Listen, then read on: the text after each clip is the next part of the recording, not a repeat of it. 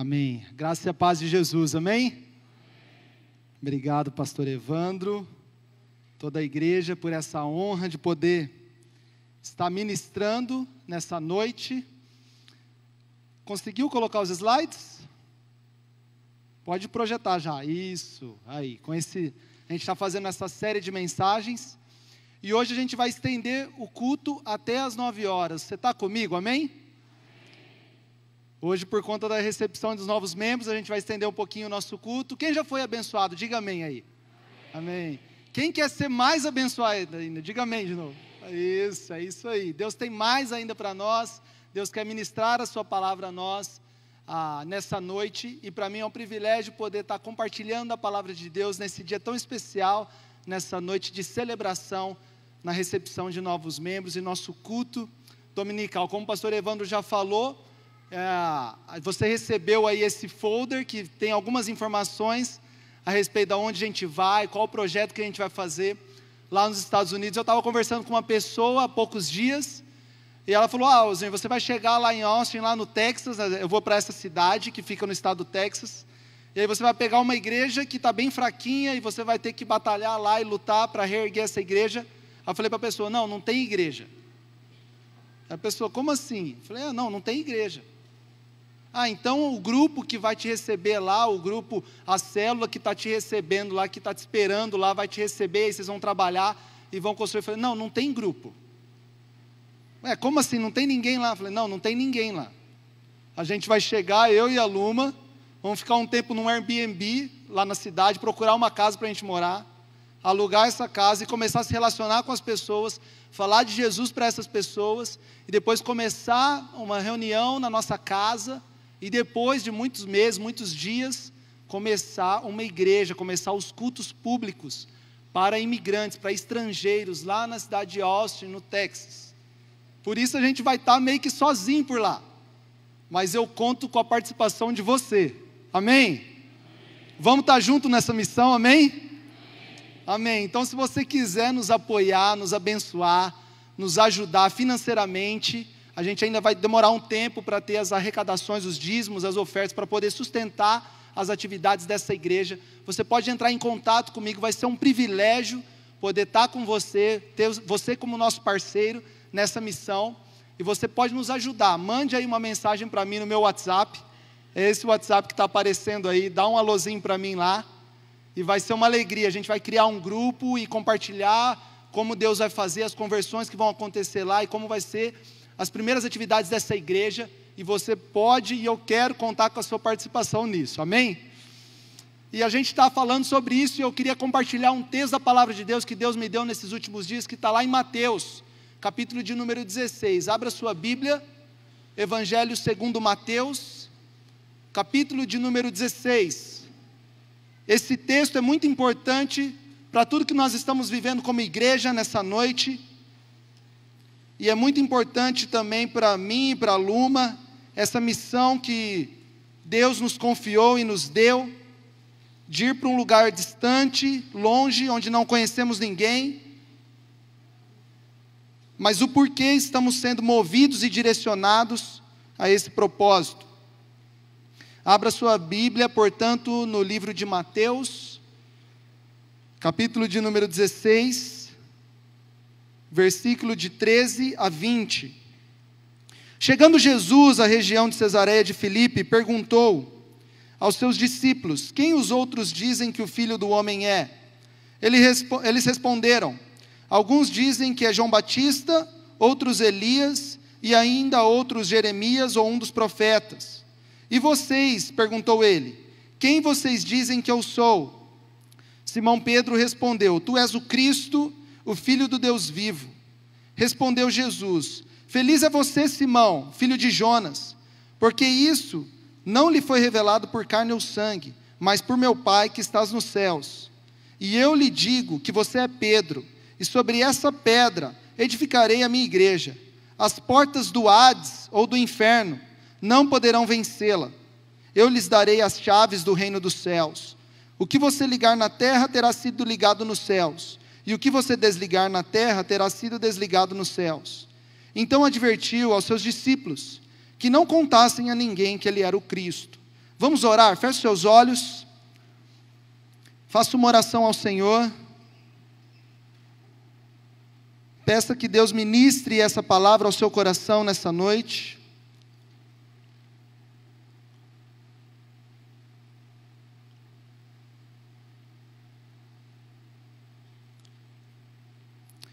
Senhor Jesus, nós estamos aqui reunidos em Teu nome, Pai, e nós acabamos de ler as Sagradas Escrituras, que é a Tua palavra, que pode nos salvar, nos curar, nos transformar, nos libertar, e é isso que nós pedimos nessa noite, Espírito Santo. Ministre isso a nós, trazendo cura, libertação, salvação, transformação, sobre cada um de nós que estamos aqui, Jesus. Ninguém está aqui à toa, Pai, eu creio muito nisso, Senhor. E que o Senhor mesmo faça o trabalho, Pai, que precisa ser feito nessa noite. Como o Senhor diz na Tua palavra, que o Senhor edificaria a Tua igreja, edifica a Tua igreja nessa noite aqui, Deus. É o que nós te pedimos em nome de Jesus. Amém. Esse texto que está registrado em Mateus, ele fala de algo muito importante, que acontece quando Jesus está caminhando com os seus discípulos, e esse é um marco no Evangelho, é por isso que ele está logo no centro do Evangelho, porque Jesus ele está caminhando com os seus discípulos, mas eles não sabem de fato quem é esse Jesus. Eles estão caminhando com Jesus, eles estão vendo os ensinamentos do Cristo, eles estão acompanhando os milagres que Jesus estava fazendo, mas muitas das pessoas que seguiam a Jesus, que acompanhavam o ministério de Jesus, não sabiam quem de fato Jesus era. E Jesus está ali com os seus discípulos, e ele então pergunta: quem o povo diz que eu sou?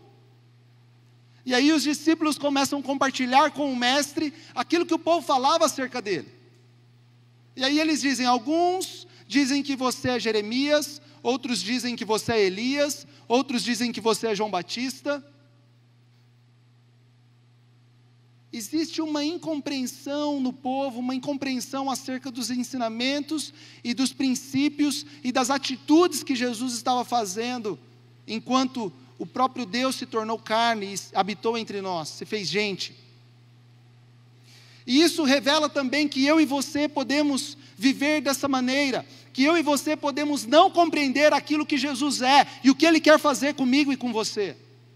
A incompreensão que nós lemos nos evangelhos, que os discípulos tinham, eu e você podemos correr o risco de viver presos nessa mesma incompreensão.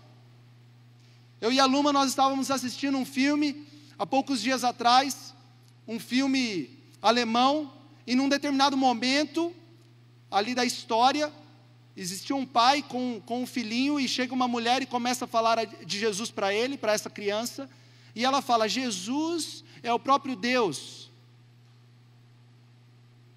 o nosso Senhor, o nosso Salvador. E aí quando essa mulher sai, aquele homem que está do lado da criança fica quieto enquanto ela explica, e aí ele olha para a criança e diz assim: ó, a mulher exagerou, viu? Jesus foi só um profeta.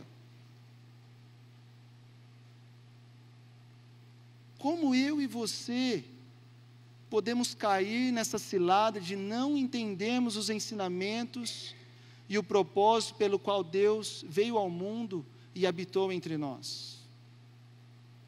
E aqui Jesus quer nos revelar quem de fato Ele é e para que Ele veio, e por que Ele quer se relacionar comigo e com você. Meu pai que está ali, cadê, pai? Dá um tchauzinho para a turma aí, ó. Ele fez aniversário dia 15, depois vocês dão um parabéns para ele, gente.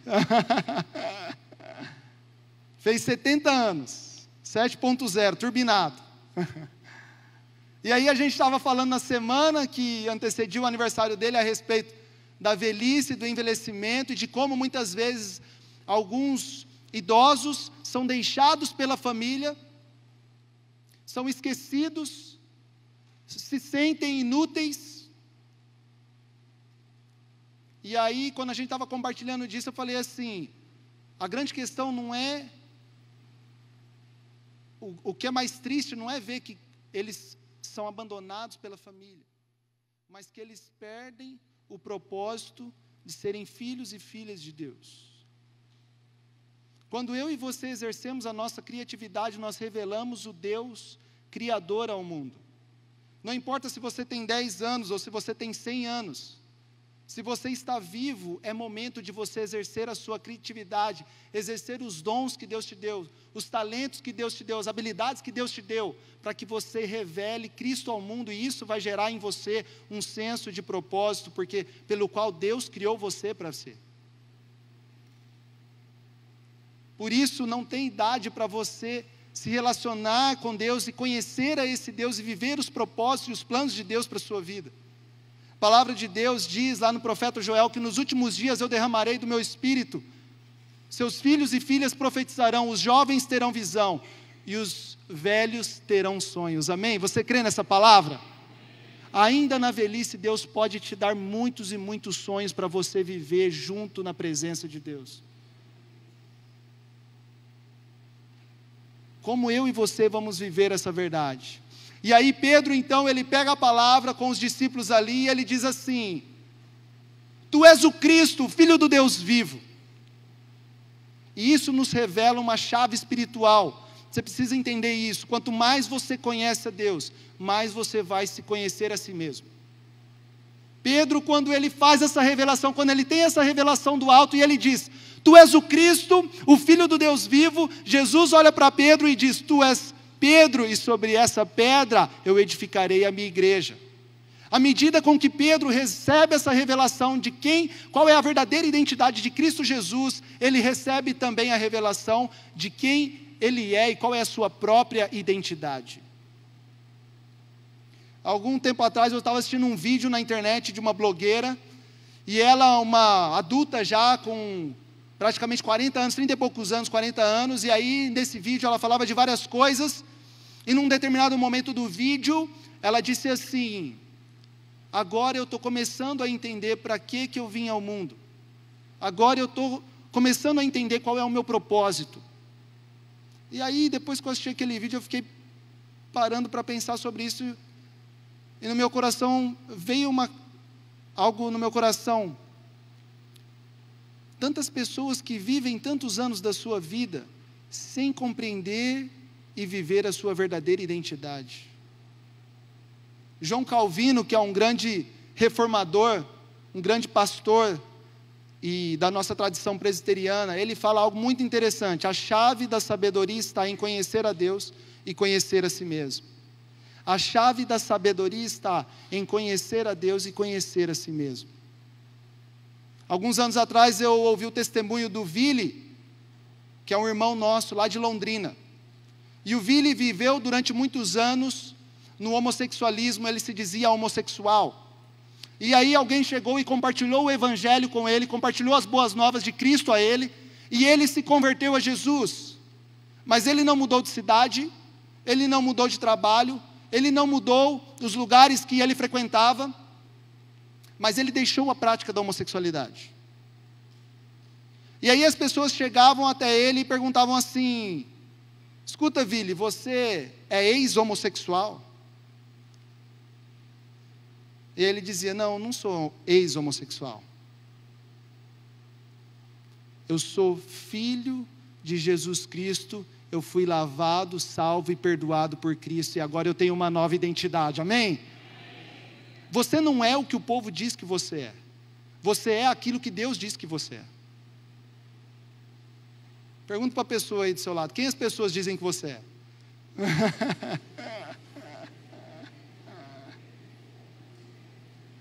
Deixa eu te falar um negócio: você não é isso aí não, viu? Você é o que Deus diz que você é. E aí Pedro, ele recebe também uma palavra de Deus, que sobre essa pedra ele edificaria a sua igreja, e as portas do inferno não prevaleceriam contra a igreja de Cristo. A igreja, nós como igreja, somos chamados para fazer a diferença no mundo. Nós como igreja somos chamados para sinalizar o reino de Deus no mundo. Estava vendo uma pesquisa, também há pouco tempo atrás, na Europa, e a igreja na Europa está assim, só declinando. Precisamos de missionários também lá na Europa. E aí eles fizeram uma pesquisa. Sabe qual foi a pesquisa? Onde você encontra Deus? Um dos últimos colocados foi a igreja.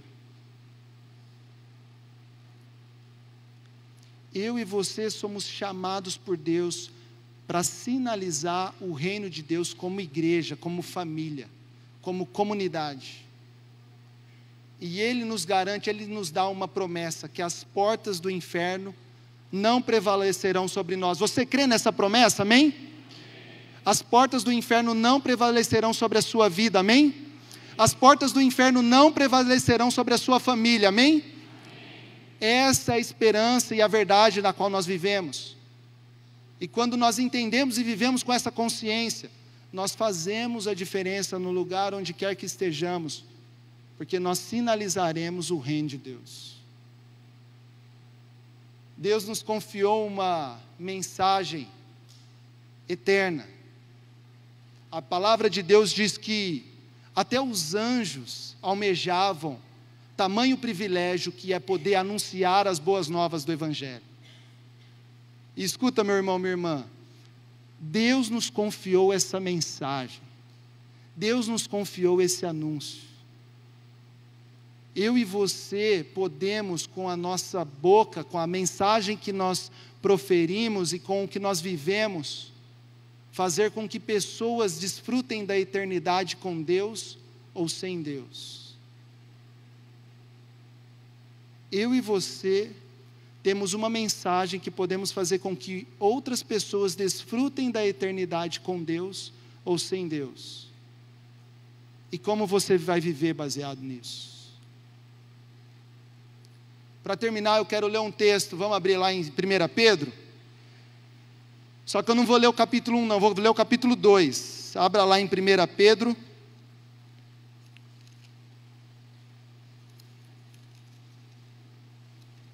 A gente já está terminando. 1 Pedro, capítulo de número 2. Nós vamos ler do 4 ao 10. 1 Pedro 2, do 4 ao 10. Lá no finalzinho da Bíblia. Carta de Pedro. Esse Pedro que encontrou Jesus, que seguiu Jesus, que foi discípulo de Jesus. Agora, no final da Bíblia, ele escreve essa carta, dizendo verdades espirituais muito importantes para a minha vida e para a sua vida. Preste atenção nas palavras de Pedro, esse que teve a revelação da sua verdadeira identidade. 1 Pedro, capítulo de número 2. A partir do versículo de número 4. À medida que se aproximam dele, a pedra viva, rejeitada pelos homens, mas escolhida por Deus, e preciosa para ele, vocês também estão sendo utilizados como pedras vivas na edificação de uma casa espiritual, para serem sacerdócio santo, oferecendo sacrifícios espirituais aceitáveis a Deus, por meio de Jesus Cristo.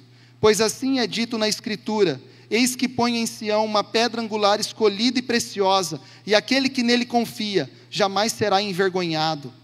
Portanto, para vocês, os que creem nesta pedra preciosa, mas para os que não creem, a pedra que os construtores rejeitaram tornou-se pedra angular, e pedra de tropeço e rocha que faz cair.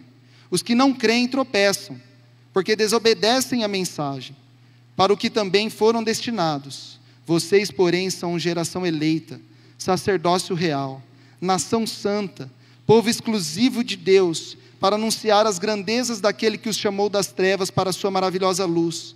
Antes vocês nem sequer eram povo, mas agora são povo de Deus. Não havia recebido misericórdia, mas agora receberam. Até aí. Deixa eu te falar um negócio. O projeto de Deus, aquilo que está no sonho de Deus, no coração de Deus, é que Ele deseja ser pai de muitos irmãos e irmãs. Ele deseja ter uma grande família. E Ele quer que eu e você fazemos parte dessa grande família. Eu e você nos relacionemos com essa rocha viva que é Cristo Jesus e nos tornemos também pedras vivas que anunciam e edificam a igreja de Cristo. Alguns anos atrás, muitos anos atrás, eu era adolescente aqui na igreja, eu era líder aqui na igreja. E um outro adolescente chegou para mim e disse: Osnir, tem algo que eu queria compartilhar com você, eu nunca falei isso para ninguém, eu queria compartilhar isso com você. Nunca tive coragem de compartilhar isso com ninguém, eu vou compartilhar com você. Eu vejo espíritos todos os dias. De vez em quando eles aparecem na minha rua, de vez em quando eles aparecem na minha escola, de vez em quando eles aparecem na minha casa. E eu tenho muito medo de tudo isso. Aí eu cheguei para ele e disse assim: você não quer mais ver esses espíritos? E aí ele disse: é o que eu mais quero. E aí eu disse para ele assim: então você está liberto em nome de Jesus. E eu orei com ele.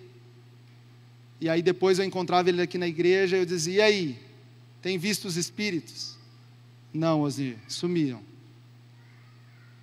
Ei, presta atenção. O que eu e você ligamos na terra é ligado no céu. O que eu e você desligamos na terra é desligado no céu. Deus nos deu as chaves, as autoridades espirituais para que eu e você vivamos no poder e pela fé, no poder espiritual que Ele quer que eu e você vivamos.